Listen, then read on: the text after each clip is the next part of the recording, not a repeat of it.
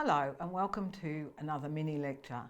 This one is really important. It's on hand hygiene and infection prevention and control. And my name is Lynne and I'm from the Logan campus. So what is hand hygiene? I think we've learnt a lot about that in the last 12 months, haven't we? It's a general term referring to any action of hand cleansing. Effective hand hygiene is the single most important strategy in preventing infections. When performed correctly, hand hygiene results in a reduction of microorganisms on the hands. In the past, hand hygiene practices have been universally poor amongst healthcare workers. Why do you think that might be? Well, some of the excuses are things like heavy workloads, time consuming, hands don't appear dirty, problems with skin irritation, sinks poorly located, and many more. But there is really no excuse for not doing your hand hygiene correctly. Now, hand hygiene, as you already know probably, is either water and soap or alcohol-based hand rub, and either are satisfactory. And there are instances when one is better than the other, but no doubt you will have looked at that when you looked at the module from the Australian Commission on Safety and Quality in Healthcare and done your certificate. The information about that is in your workbook, and you need to do that certificate and bring it along to your first sim lab session. So why is this important? It's important because infection prevention and control are important functions nurses perform to keep themselves and the patient free from infection. HIAs, or hospital-acquired infections, cause increased costs to prolonged hospital stays, the need for antibiotics and extra pathology, and for the patient, pain, disability and prolonged recovery times. And hospitals are not well funded for HIAs. In general, there's about an 18-day stay for someone with a hospital-acquired infection, whereas if they don't get a hospital-acquired infection, it's about 5 days. And approximately 2 in every 100 hospitalisations manage to pick up a hospital-acquired infection, which is not very good. So an infection involves the entry and multiplication of an infectious agent within the tissues of the host, resulting in an immune response with or without symptomatic disease. So how does this really happen? It happens by people transferring microorganisms through their hands or other means. Might be the uniform, unsterile items, not washing their hands.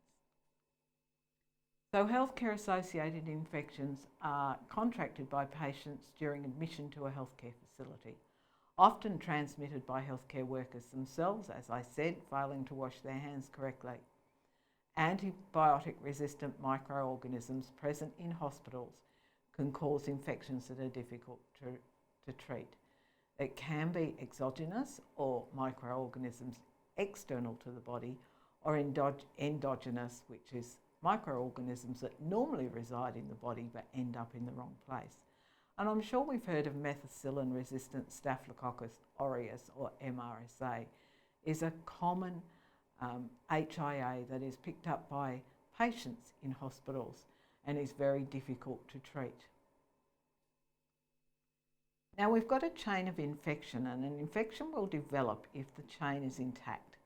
Adherence to infection prevention and control practices can break the chain and prevent or control the infection.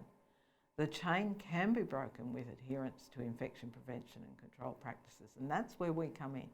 We can break the chain of infection. So just briefly, a chain of infection includes an infectious agent. You must have an agent in order for an infection to occur. So you've got to have a microorganism. That could be bacteria, viruses, fungi, etc. They can be resident or transient infectious agents, so they can be attached to the skin or they can move around. If they cause disease, they're considered pathogens or infectious agents.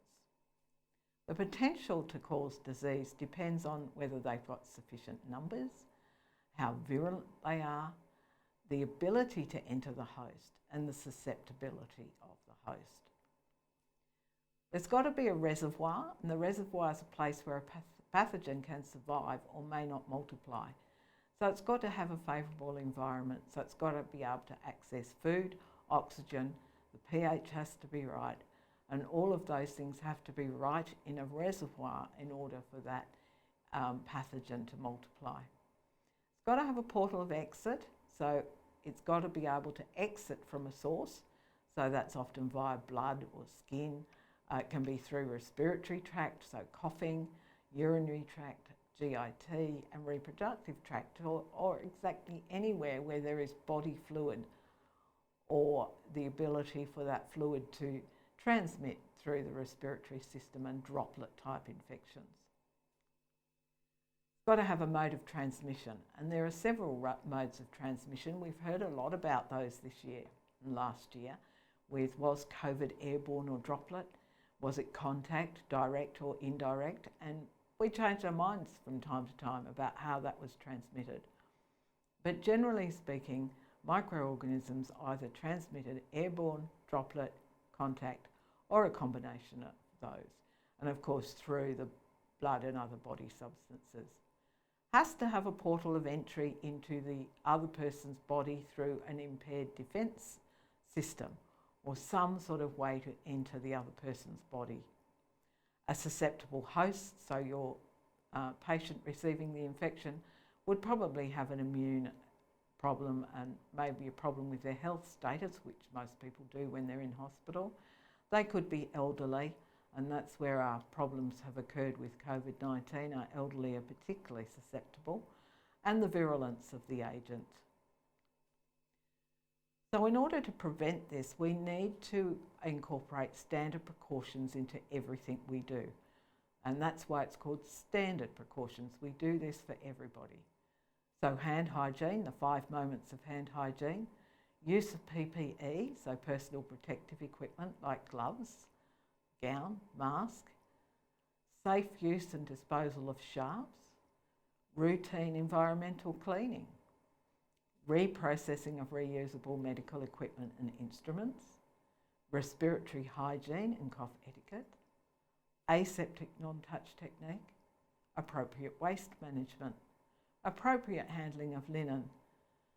The other precautions, other than standard precautions that I mentioned before, so our droplet, airborne and contact, will be covered in 1809 in trimester 2.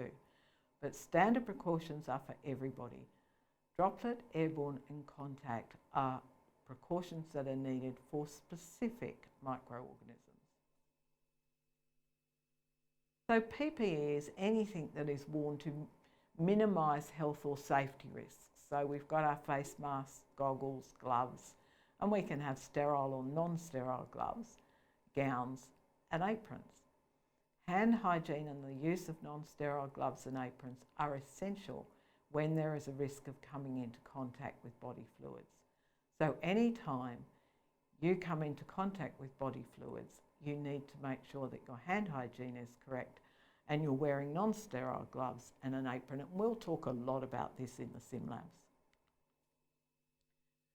So hand hygiene, gloves and apron, and disposal of linen in your lab sessions. Remember the hand hygiene?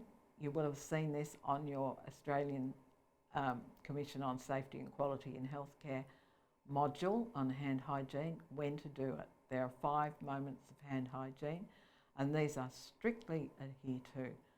So you need to learn those and make sure that you're aware of what they are. You will also find these diagrams in and around the sim labs and any clinical area, and that tells you how to use hand rub and how to wash your hands. The steps are very much the same, except of course with alcohol-based hand rub, you don't have to wet your hands or dry them. So it's a little quicker. So the difference between them is about 20 to 30 seconds for the hand rub and about 40 to 60 seconds for the soap and water. It's the same process, so get used to washing your hands in that way and you won't make mistakes with this one. Excuse me. So bed making. Infection control management for used bed linen. We've got to make sure that we hold it away from our body. It's not placed on the ground, chairs or table. It's placed in a linen skip. If you hold dirty linen against your uniform, you are transmitting those microorganisms from the linen onto your uniform and then probably onto your next patient. So be very careful. The linen skips come in different colours. There's general ones which are green or blue. Yellow is clinical waste and purple is cytotoxic for chemotherapy. Different places might have a different protocol. Some useful references there.